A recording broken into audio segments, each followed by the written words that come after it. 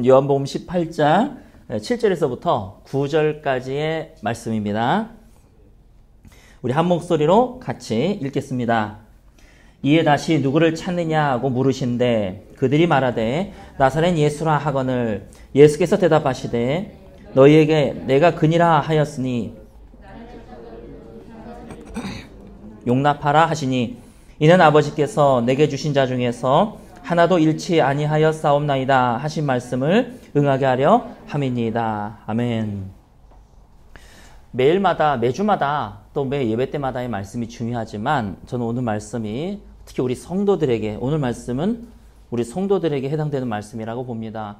제가 말씀을 증거할 때에 우리 성도들에게 해당되는 말씀도 되지만 그 외에 교회 다니지만 다른 사람들에게 해당되는 말씀이라고 설교할 때도 있고요. 때로는 우리 성도들이 오늘은 메인 청중이다라고 얘기할 때도 있습니다. 물론 우리가 알지 못하지만 익명의 우리 성도가 우리 교회 예배를 계속 드리고 계시다면 그분에게도 해당되는 그런 말씀일 수도 있겠지요. 오늘 하나님 말씀은 하나도 잃지 아니하시는 분, 하나도 잃지 아니하시는 분이라는 제목으로 하나님 말씀 증거하도록 하겠습니다. 자, 3절에 보시면은요, 유다가 군대와 대제사장들과 바리새인들에게서 얻은 아랫사람들을 데리고 등과 횃불과 무기를 가지고 그리로 오는지라. 예수께서 그 당한 일을 다 아시고 나아가 이르시되 너희가 누구를 찾느냐. 이제 겟세마네 동산에서 예수님이 기도하신 다음에 유다가 예수님을 파는 장면입니다. 예수님께서 유다가 할 일을 다 아신 다음에 나와 이르셨습니다. 너희가 누구를 찾느냐. 유다가 군인들을 데리고 왔죠. 예수님을 잡으려고. 네, 군인들이 대답합니다. 5절에 대답하되 나사렛 예수라 하거늘 이르시되 내가 그니라 하시니라. 그를 파는 유다도 그들과 함께 섰더라. 6절에 예수께서 그들에게 내가 그니라 하실 때에 그 예수님의 권능 때문에 그들이 물러가서 땅에 엎드려지는지라. 사실은 알았다는 겁니다. 이분이 메시아라는 것을 알았다는 거예요. 알매도 불구하고 그들은 예수님을 체포했습니다. 7절에 이에 다시 누구를 찾느냐고 물으신데 그들이 말하되 나사렛 예수라 하거늘 예수께서 대답하시되 너에게 내가 그니라 하였으니 나를 찾거든 이 사람들이 가는 것을 용납하라. 여기서 이 사람들은요 12제자들을 말합니다. 정확하게 말하자면 가룟 유다를 뺀 11제자를 얘기하는 것이죠. 너희들이 나를 찾는다라고 했으니까 이 11명은 보내줘라. 9절에 이는 아버지께서 내게 주신 자 중에서 하나도 잃지 아니하여 싸움나이다 하신 말씀을 응하게 하려 함이니라.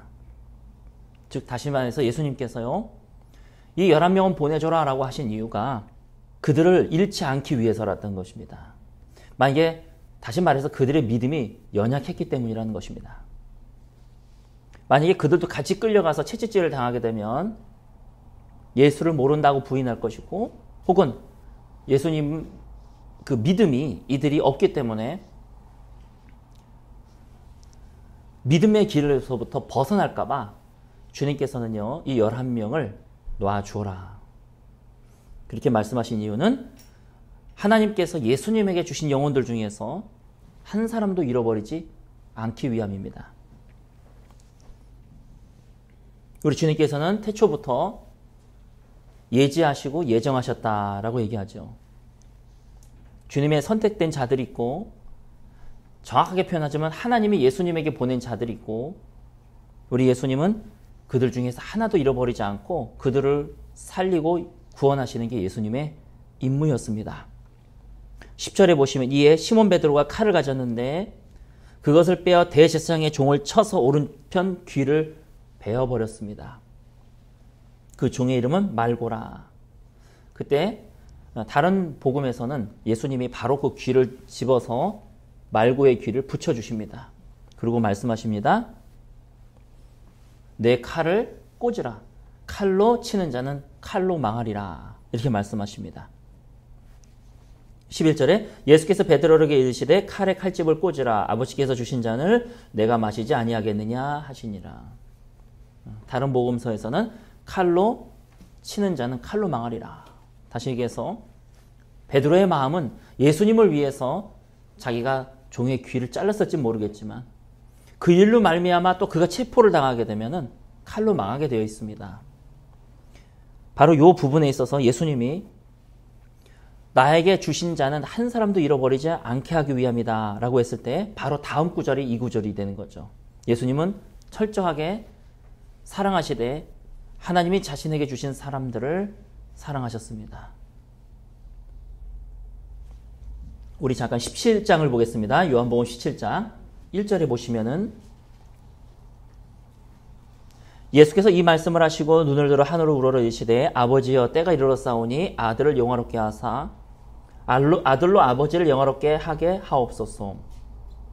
아버지께서 아들에게 주신 모든 사람에게 영생을 주게 하시려고 이렇게 말씀하고 있습니다. 하나님께서 사람을 택하셔서 예수님에게 이끌어 주셨다는 것입니다. 왜 예수님에게 이끌어 주셨냐면은 그에게 영생을 주시기 위해서. 만민을 다스리는 권세, 이건 플래시라 그랬잖아요. 그래서 모든 사람이라고 표현해도 되지만 육체의 본성을 다스리는 권세라고 해도 무방합니다. 그래서 예수님은요, 모든 사람들의 육체에, 하나님이 택하신 사람들의 육체를 제어할 수 있는 그런 권세를 가지고 계시다는 것입니다. 그래서 하나님으로부터 은혜를 받으면 이 죄의 세력이 우리에게서부터 약해지고 끊어져 가는 것입니다. 3절에 영생은 곧 유일하신 참 하나님과 그가 보내신 자 예수 그리스도를 아는 것이니이다. 4절에 아버지께서 내게 하라고 주신 일을, 즉 하나님이 예수님에게 하나님의 택하신 자들을 보내주셔서 예수님이 그들을 위해서 죽으시고 그들의 생명을 구원하시는 걸 얘기하시는 거죠.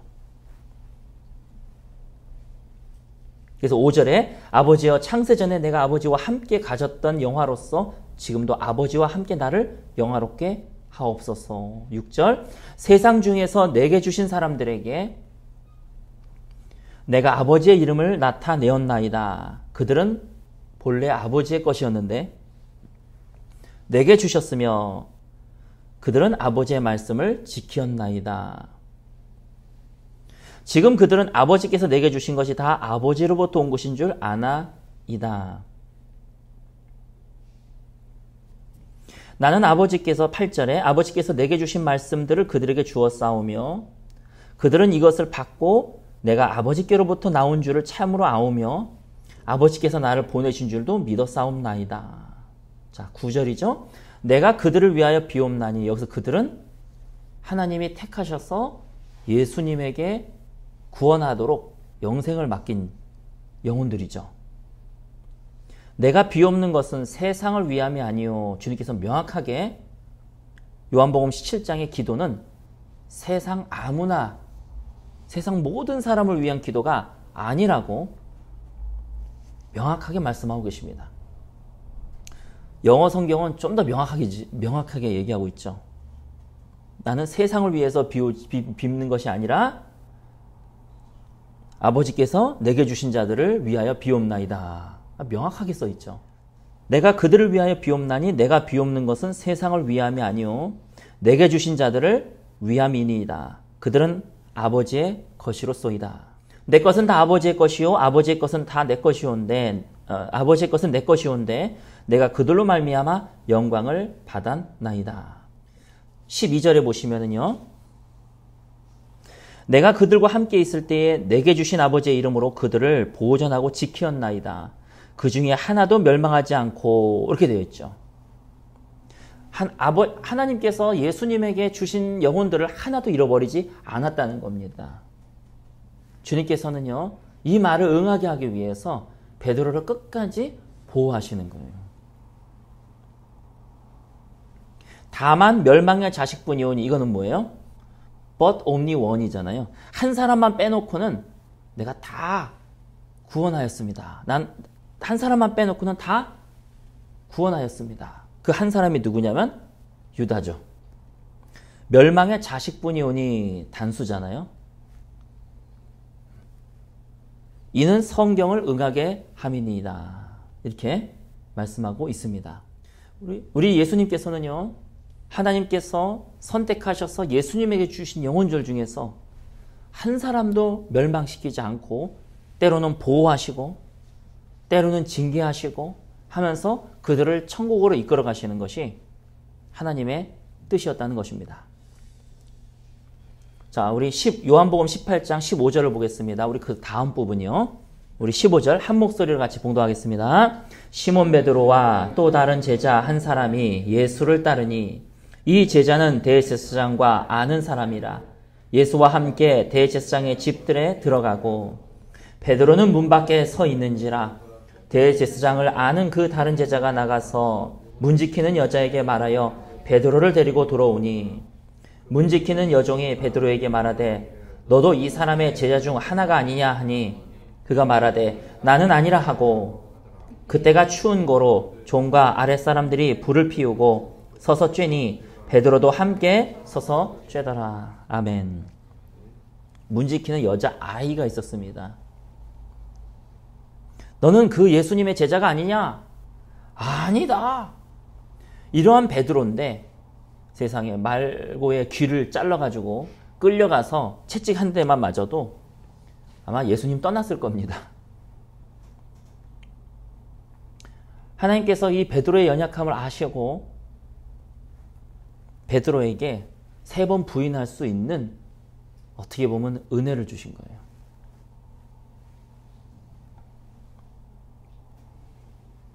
우리 거기 잠깐 꽂아두시고 누가복음 22장 보겠습니다. 누가복음 22장.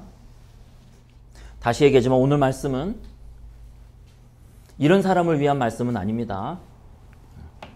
내가 교회에서 장로하고 있고 권사하고 있고 집사하고 있는데 무슨 내가 구원 못 받았다 그러는 거야?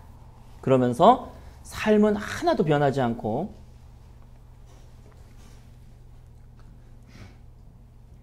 교회에서 직분이 있다. 교회에서 내가 뭘 섬기고 있다. 이걸로 천국을 갈 줄 알고 확신하는 사람들을 위한 말씀이 아닙니다.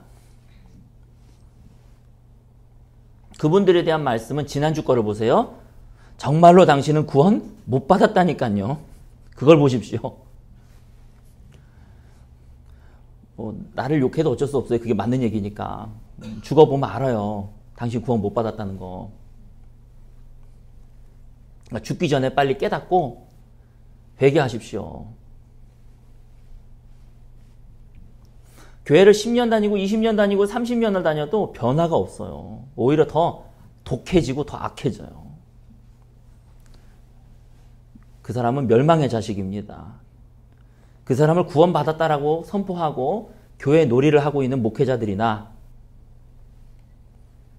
자기가 구원받은 줄 알고 제멋대로 살아가고 있는 교인들이나 똑같은 인간들입니다. 자, 오늘은 그 사람들을 위한 말씀이 아니에요. 오늘은 이 말씀이 진리라는 걸 아는데 내가 연약한 거예요. 이 말씀이 복음이라는 걸 알아요. 근데 내가 안 되는 거예요. 그래서 나는 내가 구원받았다고 생각하고 싶지도 않고 하지도 않아요. 왜? 내 모습의 죄악성을 보니까 뻔하거든요. 내가 구원받았다고 하는 것은 말도 안 되는 거거든요. 나는 이 복음을 반박하고 싶지도 않고 이 복음이 맞습니다. 근데 문제는 내가 안 되는 거예요, 이게. 그런 분들을 위한 말씀이에요. 내 가치관과 성경이 부딪힐 때에 성경이 맞다면 그게 맞는 줄 알고 내 가치관을 버리려고 하는 사람들. 근데 이게 안 버려지는 거예요. 성경이 틀렸다 이렇게 말하지는 않아요. 성경이 틀렸다 이게 말도 못해요. 성경하고 내 가치관하고 부딪히면 어떻게든지 성경이 맞는 얘기예요. 근데 내가 내 자신이 연약한 거예요.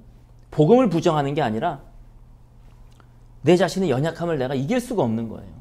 그런 사람들을 위한 말씀이라는 것을 기억하시기 바랍니다. 괜히 의뢰 이상한 사람들이 듣고 하나님이 나를 너무나 사랑하셔 이런 골치 아픕니다. 그래서 제가 요한복음 17장을 먼저 얘기한 거예요. 세상 모든 사람을 위한 것이 아니라고. 자, 누가복음 22장 54절을 보십시오. 같이 읽겠습니다. 누가복음 22장 54절 같이 봉독하겠습니다. 예수를 잡아 끌고 대제사장의 집으로 들어갈새 베드로가 멀찍이 따라가니라. 사람들이 뜰 가운데 불을 피우고 함께 앉았는지라. 베드로도 그 가운데 앉았더니 한 여종이 베드로의 불빛을 향하여 앉은 것을 보고 주목하여 이르되 이 사람도 그와 함께 있었느니라 하시니 베드로가 부인하여 이르되 이 여자여 내가 그를 알지 못하노라 하더라. 조금 후에 다른 사람이 보고 이르되 너도 그 도당이다 하거늘 베드로가 이르되 이 사람아 나는 아니로다 하더라. 1시간쯤 있다가 또 한 사람이 장담하여 이르되 이는 갈릴리 사람이니 참으로 그와 함께 있었느니라. 베드로가 이르되 이 사람아 나는 내가 하는 말을 알지 못하노라. 아직 말하고 있을 때에 닭이 곧 울더라. 주께서 돌이켜 베드로를 보시니 베드로가 주의 말씀 곧 오늘 닭 울기 전에 내가 3번 나를 부인하리라 하시는 말씀이 생각이 나서 밖에 나가서 심히 통곡하니라. 베드로가 예수님을 부인할 때 예수님이 옆에 계셨다는 거예요. 어느 누구가 통곡하지 않을 수 있겠습니까?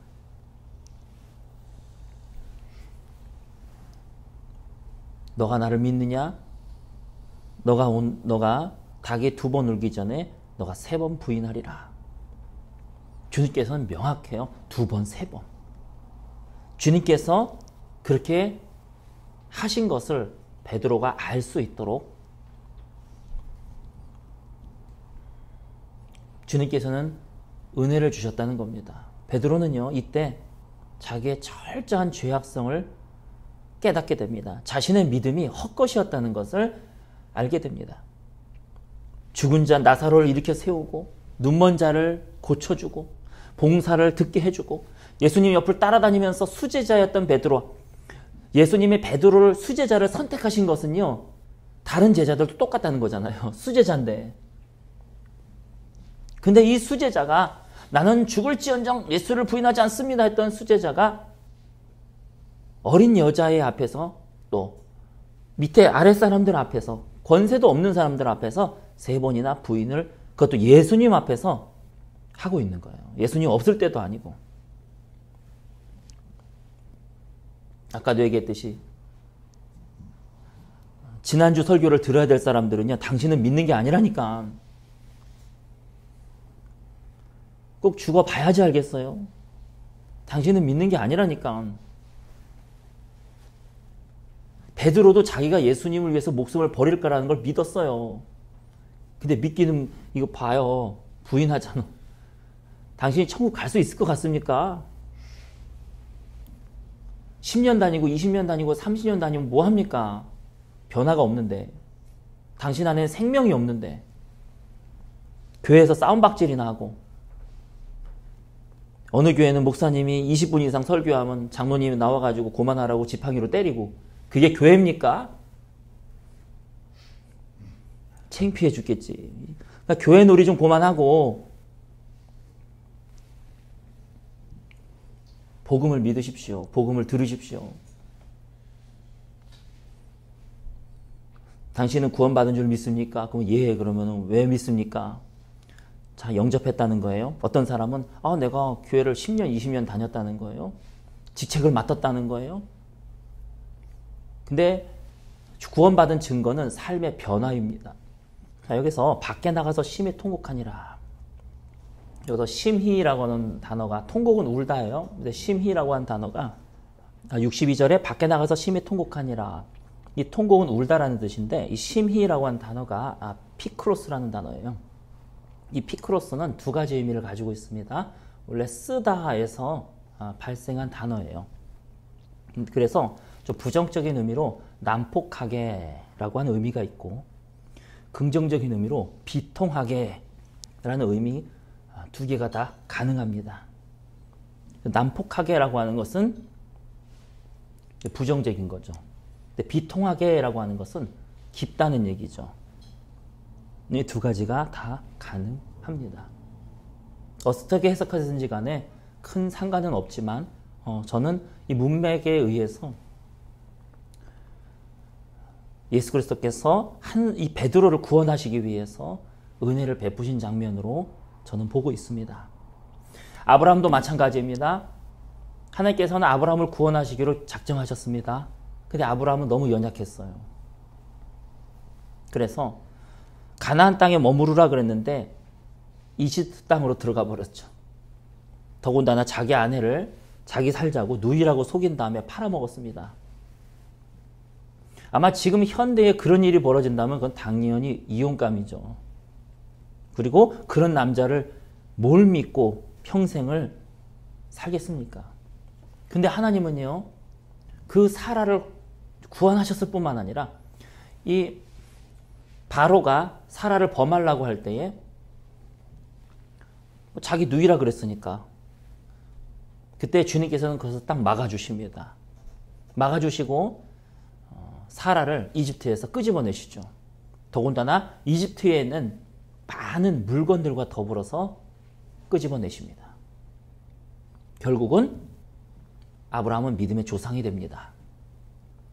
하나님이 만약에 작정하셨다면은 하나님의 선택된 자들은 하나님께서 그런 긍휼과 자비를 베풀어 주셔서 끝까지 인도하신다는 것입니다. 그러나 하나님의 인도 방법은 두 가지가 있습니다. 지금처럼 이렇게 자비를 베푸는 그건 사람에 따라서 다른 거예요. 누구는 어떻게 베풀고 누구는 어떻게 베풀고 그건 모릅니다. 우리 잠언서 3장을 보겠습니다. 우리 한 목소리로 봉독하겠습니다. 내 아들아 여호와의 징계를 경히 여기지 말라. 그 꾸지람을 싫어하지 말라. 대저 여호와께서 그 사랑하시는 자를 징계하시기를 마치 아비가 그 기뻐하는 아들을 징계함같이 하시느니라. 아멘. 주님께서는요, 징계도 하신다는 것입니다. 우리 요한계시록 3장도 보겠습니다. 요한계시록 3장 19절 말씀. 요한계시록 3장 19절 한 목소리로 봉독합니다. 무릇 내가 사랑하는 자를 책망하며 징계하노니 그러므로 내가 열심을 내라 회개하라. 주님께서는 이렇게도 말씀하신다는 거예요. 내가 너 사랑한다. 사랑하기 때문에 하는 얘기다. 너가 가만히 놔두면 너는 저 뜨거운 유황불에 들어갈 수밖에 없는 너야. 내가 정말로 너를 사랑하는데 너를 사랑하기 때문에 책망하면서 징계한다. 너 회개해라.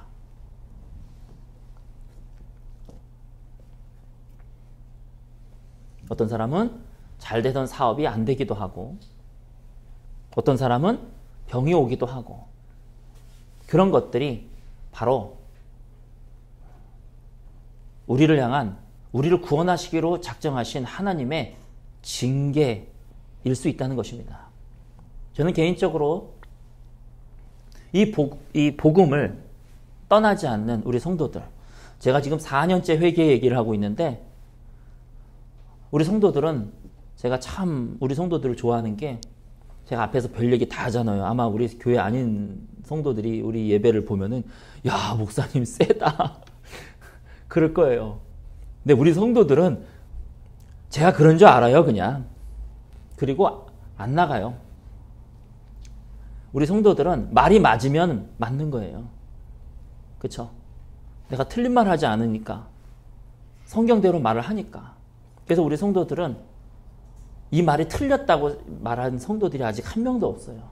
나갈 사람은 나갔고 근데 문제는 내가 안 되는 거야. 내가 안 믿어지고 내가 이 죄를 이기지 못하고 내가 연약한 거예요. 그게 우리 성도들의 고민은 그거지 이게 복음이 맞아? 왜 그런 말씀을 선포하고 이런 성도들은 없습니다. 아마 우리가 알지 못하는 익명의 성도가 계속 이 찬양마을교회 설교를 듣고 있다면 아마 그분도 저는 해당되는 말이라고 봅니다. 여러분에게 드리고 싶은 얘기는 저는 우리 성도들이 하나님께서 1차적으로 선택하셨다고 저는 믿습니다. 여러분 그렇게 믿으셔도 돼요. 여러분 이 좁은 길을 걸어감에 있어서 내 스스로 내 자신의 연약함 때문에 내가 잘 못 걸어가는 거지 이게 틀렸다라고 생각하지도 않고 나갈 생각도 안 하잖아요. 여러분은 1차적으로 하나님이 선택하셨다라고 생각하셔도 저는 좋다고 믿습니다. 이러한 복음을 아예 접할 수 없는 사람들이 한국 내에서도 많고요. 이러한 복음을 전해도 난 구원받았어 이런 사람이 한두 사람이 아니고요.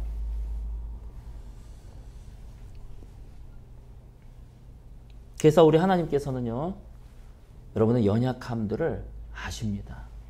그리고 아브라함처럼 또 베드로처럼 여러분을 잃어버리지 않게 하기 위해서 인도하실 것이라고 저는 믿습니다. 그러나 또 한 가지는요, 저는 하나님이 어떠한 사람에게는 베드로와 처럼 하지만 어떤 사람에게는 바울처럼 야곱처럼 한 대 치는 거죠. 또 혹은 한 사람이 뭐 30대 때는 주님께서 위로 쪽으로 그리고 뭐 40대 때는 징계 쪽으로 뭐 그렇게 하려는지 모르겠습니다. 그건 주님 마음이에요. 근데 두 개가 다 목적은 여러분을 구원하기 위함이라는 것이에요. 하나님께서 여러분들에게 행하시는 모든 목적은 여러분을 구원하시기 위함이에요. 그래서 때로는 위로도 해주시고 베드로처럼 부인할 수 있도록 은혜도 베풀어 주시고 부인하라는 얘기가 아니라 그건 주님께서 예언하셨잖아요. 때로는 그럴지라도 그 사람을 구원하기 위해서 얘 가만 놔뒀다가는 나 떠날 것 같으니까 일단은 부인하도록 베드로한테. 하지만 베드로는 나중에 거꾸로 십자가에서 죽잖아요. 예수님을 위해서. 그렇게 인도하시는 사람이 또한 있고요. 어떤 사람은 사도 바울처럼 얘 도저히 안 되겠다. 얘 망난이 되겠다. 다메섹 도상으로 가고 있는데 한 대 쳐버리는 거예요. 이러든 저러든 간에 그것은 모두 하나님의 우리를 향한 구원 계획 속에 있다는 거. 그렇기 때문에 무릇 내가 사랑하는 자를 책망을 하기도 하신다는 것입니다. 그러기에 가장 주님 앞에 좋은 것은 우리 히브리서를 볼게요. 히브리서 12장을 보고 마치겠습니다. 5절서부터 우리 13절까지 시작. 또 아들들에게 권하는 것 같이 너희에게 권면하신 말씀도 잊었도다. 일러스되 내 아들아 주의 징계하심을 경히 여기지 말며 그에게 꾸지람을 받을 때에 낙심하지 말라. 만약에 히브리서 12장 5절입니다. 만약에 여러분 가운데 잘 되던 사업이 안 될 수도 있고 몸에 병이 걸릴 수도 있고 만약에 그렇다면은요 일단은 낙심하지 말라는 거예요. 낙심하지 말라는 거예요. 일이 안 되고 할 때에 낙심하지 말라는 겁니다. 여러분은 일이 잘 되면은요 예수님 떠날 사람이에요. 일이 잘 되면은요 일이 되기 전까지는 막 주님께서 비나이다 하면서 주님 막 달라붙을지 모르겠지만 일이 잘 되면 주님을 떠날 사람들이. 이 사람들은요 주님께서 그렇게 안 해주셔요. 그게 주님의 사랑이에요. 그게. 그때 여러분 낙심하지 마십시오.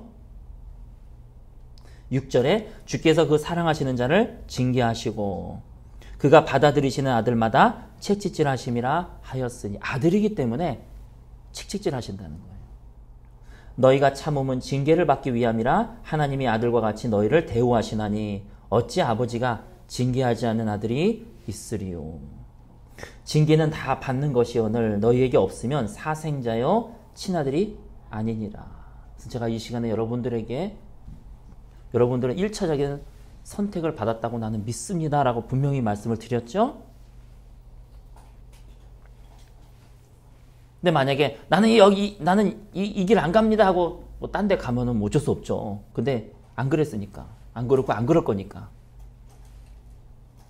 그럼 여러분들에게 혹시 어려운 일이 생기면은요 낙심하지 마십시오. 하나님이 나를 버리셨나? 이렇게 생각하지 마시고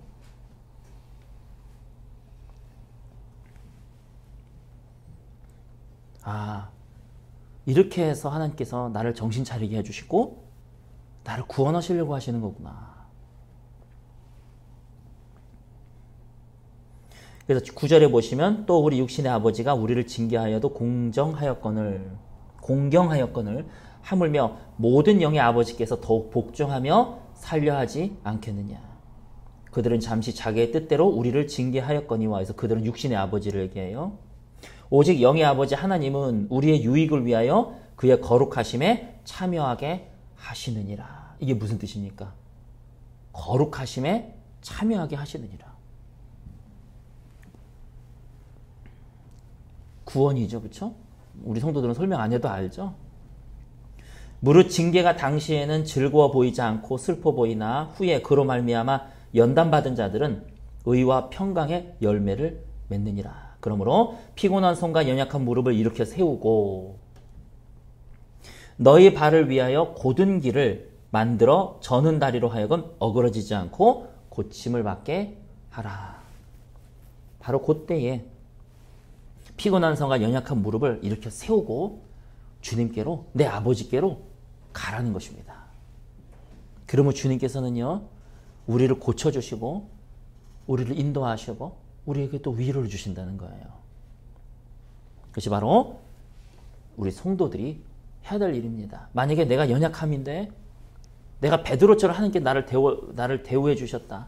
베드로처럼 나에게 위로를 주셨다. 그러면은 이렇게 살아도 되는구나. 또 3번 부인해야지. 말이 안 되잖아요. 그렇죠? 그러면 안 돼요. 그러지 말라는 거예요. 그러지 말고 하나님의 은혜에 감사하면서 내가 다음에는 안 그래야지. 이 베드로처럼. 하지만 또 때로는요. 요놈 도저히 안 되겠다. 얘 자꾸 딴 길로 가네. 그러다가는 아버지께서 내게 주신 자를 내가 하나라도 잃어버리면 안 되지 하고 한 대 치셨어요. 그러면은 피곤한 손과 연약한 무릎을 일으켜 세우고 저는 다리로 하여금 어그러지지 않게 이렇게 일어서서 내 아버지께로 오셔서 고침을 받으시면 됩니다. 여러분들에게 일어나는, 우리 성도들에게 일어나는 모든 일들은요, 하나님의 사랑이 근본이에요. 우리를 아들로서 대우하시기 때문에 때로는 위로해 주시고, 여러분 자식 키우다 보면 그렇잖아요. 때로는 위로가 필요할 때가 있고 때로는 채찍이 필요할 때가 있고, 계속 정신 못 차리면 어떻게 합니까? 채찍을 또 사용할 수도 있고, 말로 해서 안 들으면. 근데 또 때로는 아버지한테 막 죽을 것처럼 혼날 것 같은데 아버지가 괜찮다, 다음부터는 그러지 말아라, 또 그러실 때도 있죠. 그건 아버지 마음인 거예요. 그건 하나님 마음인 거예요. 우리는 모르는 거예요. 근데 하나님의 모든 우리에 대한 행하심은 우리의 구원의 목적이 있다는 것을 여러분이 기억하시고, 오늘도 우리 하나님께, 하나님 사랑합니다. 주님, 예수님 중심으로 살아가시는 저와 여러분 되시기를 예수님의 이름으로 축원합니다. 같이 기도하겠습니다. 하나님 아버지, 우리의 눈을 열어주심을 감사합니다. 하나님, 우리 삶 속에서 하나님이 행하시는 모든 일들을 찬양합니다. 주님께서 우리를 택하여 주시고 이 복음을 듣게 하시며 우리가 살아가는 원동력이 바로 주님의 동기가 되게 하시고 사랑이 되게 해주심을 감사를 드립니다. 하나님,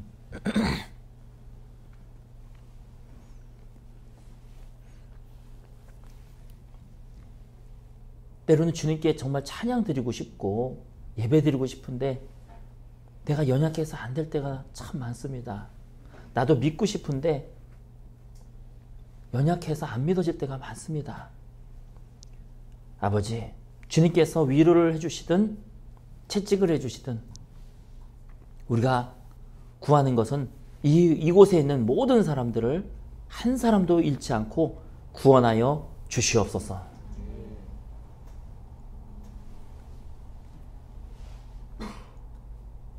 그리고 모든 주권이 바로 우리 주님에게 있음을 감사와 찬양을 드리오며 이러한 복음을 듣게 해주시는 은혜가 얼마나 큰 은혜인지를 하나님 우리가 더 알기를 원합니다. 우리 성도들 축복하여 주시옵소서. 예수님의 이름으로 감사히 기도드리옵나이다. 아멘.